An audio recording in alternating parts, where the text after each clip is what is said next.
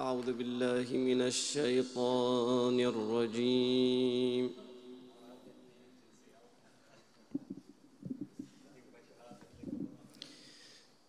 بسم الله الرحمن الرحيم.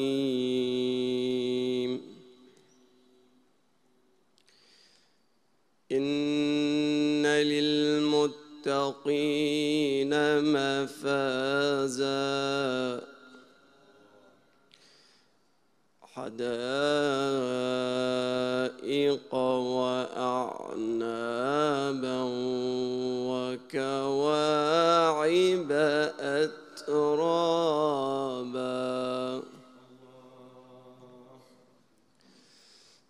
إن للمتقين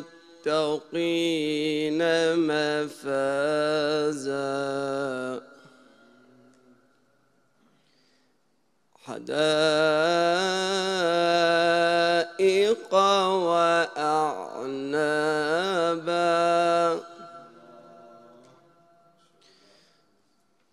وكواعب أترابا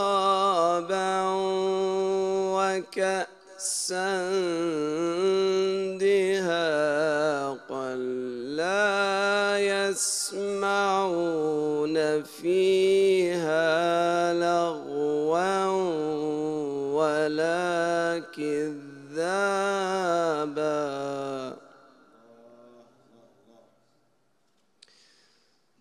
جزاء من ربك عطاء حسابا.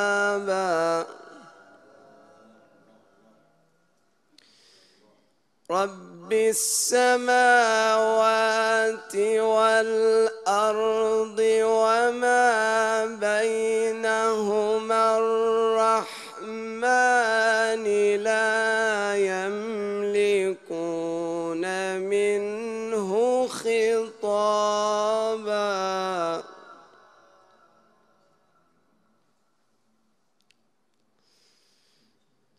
يوم يقوم الروح والملائكة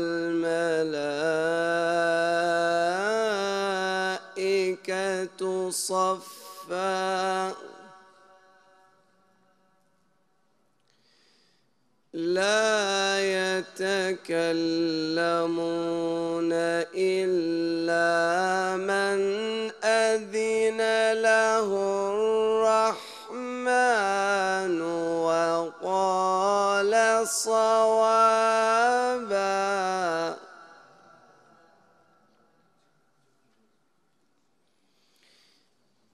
ذلك اليوم الحق فمن شاء اتخذ إلى ربه مآبا.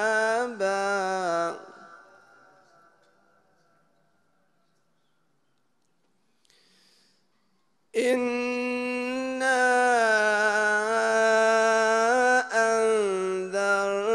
أنذرناكم عذابا قريبا.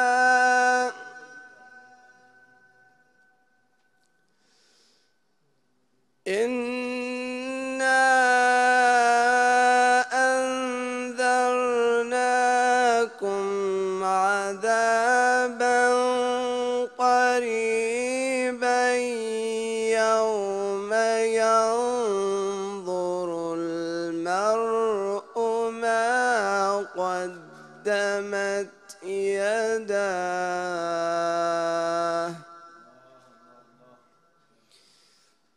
ويقول الكافر يا ليتني كنت ترابا. صدق الله العلي العظيم. اللهم صل وسلم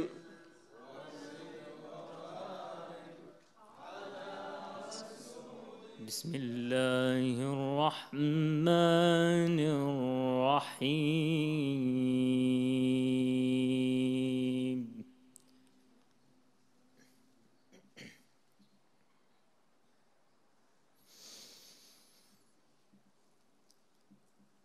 وأيوب إذ نادى ربه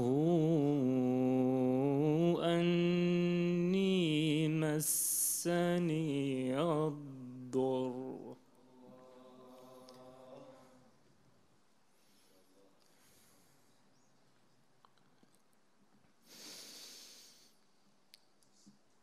إذ نادى ربه أني مسني الضر وأنت أرحم الراحمين.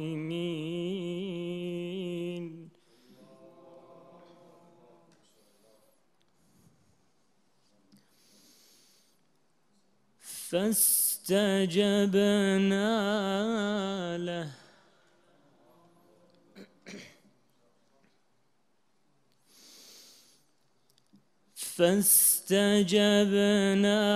له فكشفنا ما به من ضر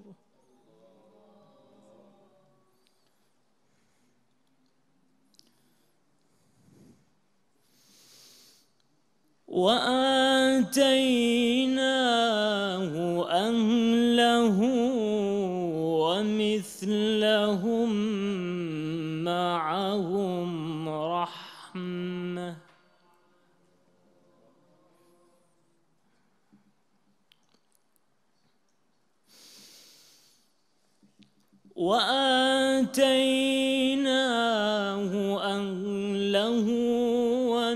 ومثلهم معهم رحمة من عندنا وذكرى للعابدين.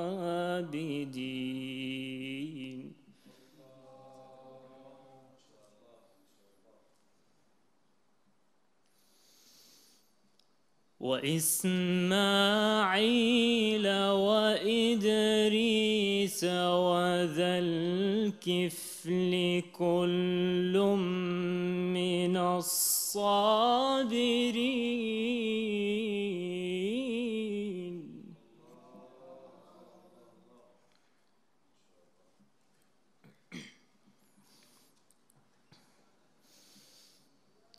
وإسماعيل وإدريس وذا الكفل كل من الصابرين.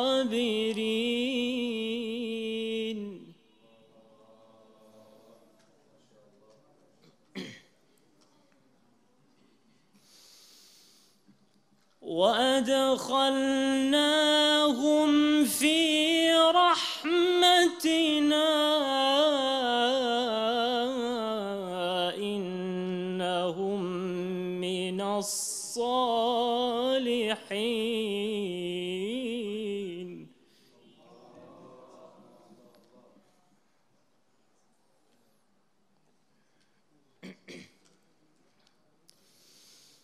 وذا النون إذ ذهب مغاضبا فظن أن لن نقدر عليه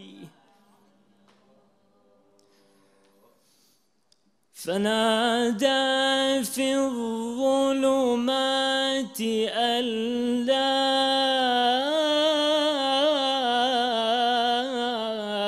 إله إلا أنت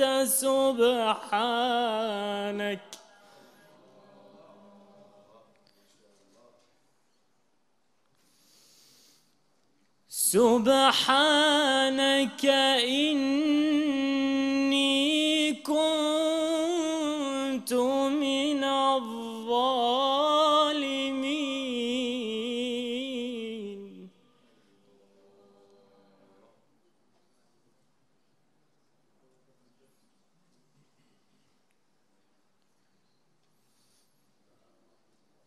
فاستجبنا له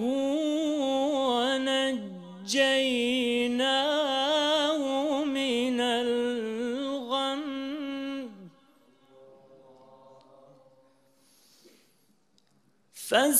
فاستجبنا له ونجيناه من الغم وكذلك ننجي المؤمنين.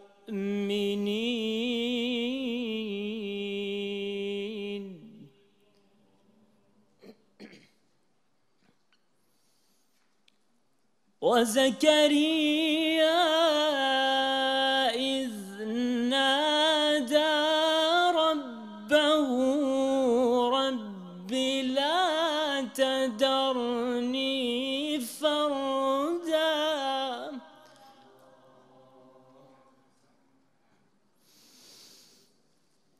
إذ نادى ربه رب لا تذرني فردا وأنت خير الوارثين.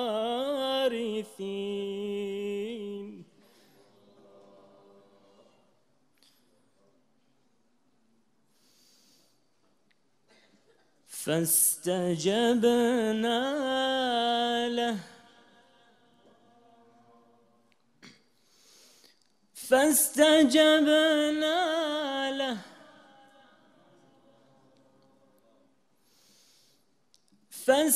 فاستجبنا له ووهبنا له يحيى وأصلحنا له زوجه إنهم كانوا يسارعون في الخيرات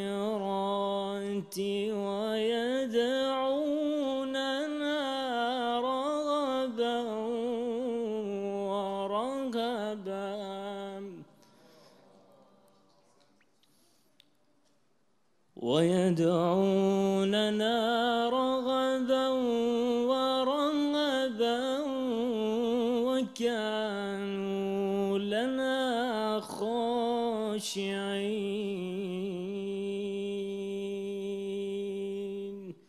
صدق الله العلي العظيم. كلمة إن شاء الله قصيرة ما أطول عليكم، وإن كنت أنا تأخرت عليكم معذرة. قال تعالى في محكم كتابه الكريم: يا أيها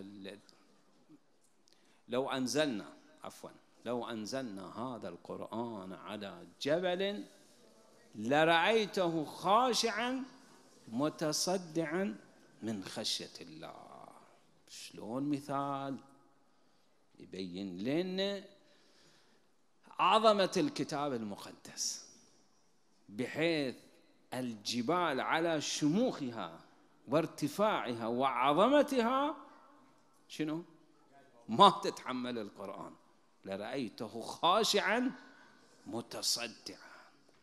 شنو من نعمة المسلمين عندهم واحنا مقدمين على أبواب استقبال شهر القرآن الذي أنزل فيه القرآن. الله يبلغنا إن شاء الله وياكم لصيامه وقيامه وتلاوة كتابه. هنيئا لأولياء الأمور بأبنائهم.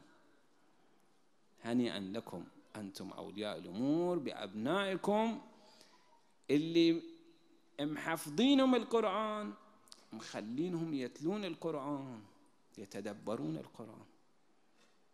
بعد في عظمة وقداسة والنعمة مثل نعمة القرآن. انتم خب سامعين بأن الكفار أعداء الإسلام اجتمعوا، سووا مؤتمر بينهم، سامعين هذه؟ لا، اللي ما سامعنها يسمعها، واللي يسامعنها في الإعادة إفادة. يقول لك اجتمعوا الكفار قالوا شلون نقضي على المسلمين، خلوا طاولة وش طولها وش عرضها، وحطوا في وسط الطاولة شنو؟ قرآن. قالوا هذا القرآن ما دام المسلمين متمسكين به احنا شنو؟ ما نقدر عليهم. تبغون تسيطرون عليهم، تغلبونهم، تنتصرون، تشيعون الفحشاء والمنكر، الغزو الثقافي واللا أخلاقي تبغون تسوون في المسلمين، تعالوا اخذوا القرآن من عندهم. القرآن ما يقدرون ياخذونه، يقدرون ياخذون القرآن من بيوتنا، المكاتب متروسة، حتى في روسيا وحتى في أمريكا القرآن موجود. فقالوا شو نسوي؟ نميع شخصيات المسلمين. إذا خليناهم شخصيتهم ضعيفة، ما عندهم إرادة، ما يهتمون للقرآن، إحنا شنو؟ بنغلبهم. عرفتون شلون؟ يبغون يسيطرون علينا إذا شنو؟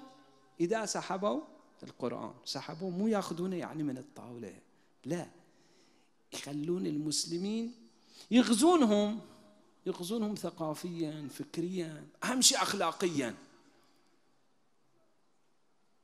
قراءة القرآن فيها ثواب. في الحديث يقول قراءة القرآن في المصحف، قراءة القرآن في المصحف تخفف العذاب عن الوالدين ولو كانا كافرين. شوف بركة قراءة القرآن، أثر وضعي.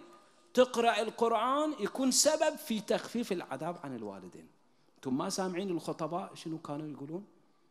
الزهراء عليه السلام شنو وصت أمير المؤمنين بعد دفنها؟ وش قالت له؟ قالت له اقرأ قرآن على قبري. احنا نعتقد أن الميت خب يسمع، فكانت تستأنس بتلاوة القرآن. إني مخلف فيكم الثقلين أو ثقلين، كتاب الله وعترتي أهل بيتي، ما إن تمسكتم بهما شنو؟ لن، مو لام، لن. علماء النحو يقولون اللن قوتها في النفي أكثر من اللم. لن تضلوا بعدي أبدا، وأنهما لن يفترقا حتى يردا علي الحوض.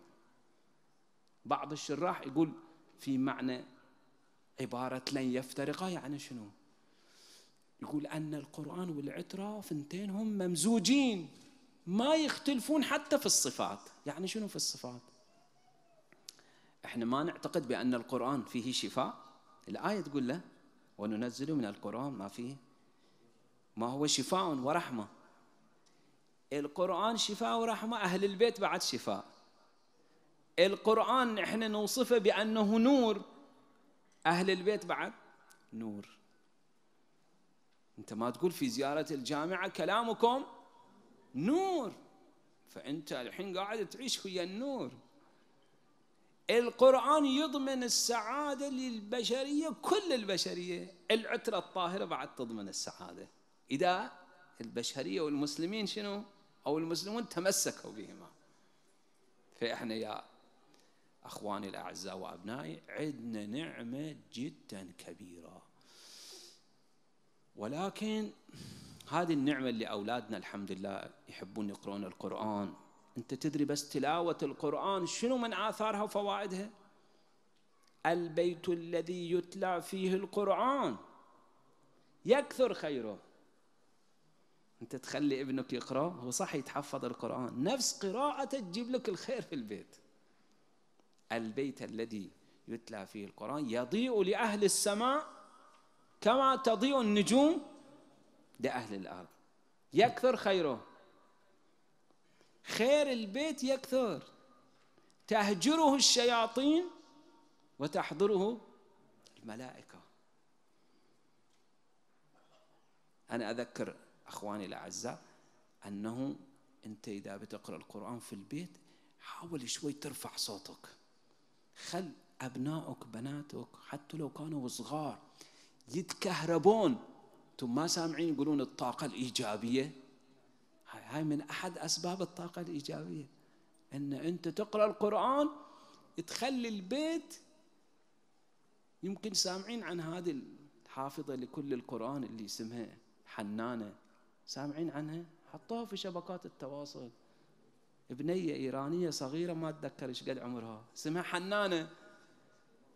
يقول شلون طلعت حافظة لكل القرآن، ومو بس حافظة، تقول لك الصفحات وبداية الصفحة شنو فيها من آية، تتعجب تقول هاي معجزة. فأبوها وأمها تعبوا عليها، بالساعات كانوا يقعدون وياها. طلعت حنانة وعطوه السيارة بعد هدية، وإن كن الأجر الأخروي أهم من السيارة. ها يا أولادي الأعزاء، أنت إذا تحفظ القرآن صح الليلة بيكرمونك، هذا تكريم دنيوي ومهم بعد، لازم نكرم أبنائنا نشجعهم، لكن الأجر الأخروي بلا شك أهم.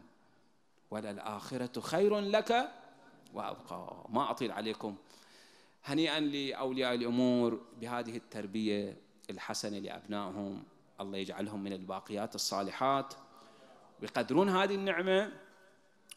والمهم في حفظ القرآن وتلاوة القرآن وتدبر القرآن الاستمرار. تسمعون أبنائي اللي حافظين القرآن اللي يقولون لازم إحنا شو نسوي؟ لازم نستمر، وإلا إذا أنت حفظت كم جزء من القرآن وما قمت تتكرر وما تقرأ كل يوم، هذه الأجزاء اللي حفظتها شو يصير فيها؟ ها؟ تتبخر؟ يقول تتبخر.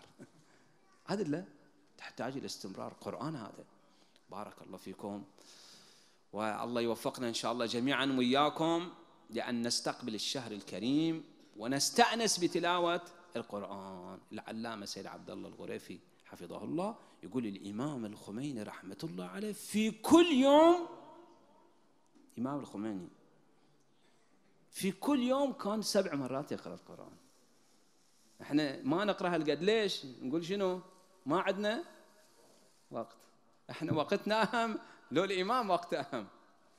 بارك الله فيكم وموفقين ومسددين إن شاء الله، والله يتقبل أعمالنا وأعمالكم ويعمق في قلوبنا إن شاء الله حب محمد وآله وحب تلاوة القرآن ببركة محمد وآل محمد.